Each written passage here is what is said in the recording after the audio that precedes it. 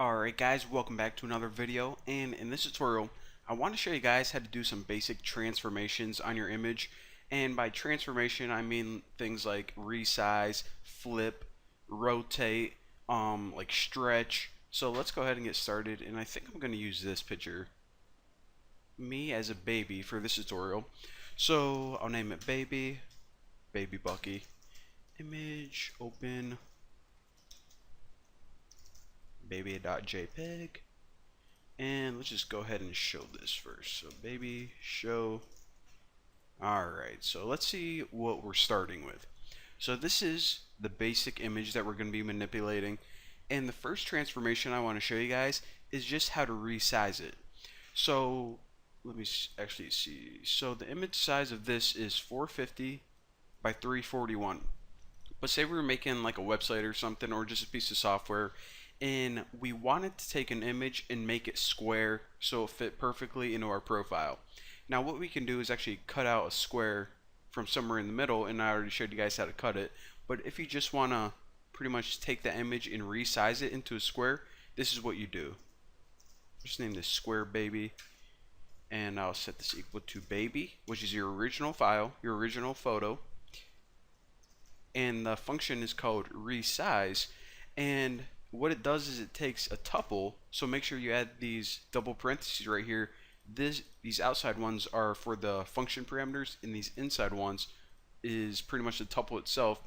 And the tuple is of course just the size that you want to resize it to. So I want to take that original image and resize it to 250 by 250. So now this square baby, if we show it, check it out. So that was our original one, and this is our resized baby, Bucky square baby. So that is how you accomplish that. Now another thing I want to show you guys is, what if you want to flip it upside down, or flip it either horizontally or vertically? Well, let's name this one flip baby. And in order to do this, of course, take your original baby object,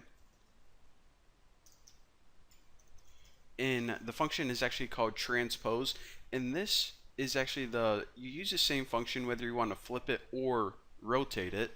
So what you can do is you can call this property of, actually I wonder if it pops up. Yep. So flip left right and flip top bottom are two different ways that you can flip it. Of course, left right along that axis, and top bottom, this is pretty much vertical and horizontal. Probably would be easier if it said that. Actually, I think I like left right and top bottom better. So pretty much take the left and put it where the right is. Pretty simple. So now if we show flip baby,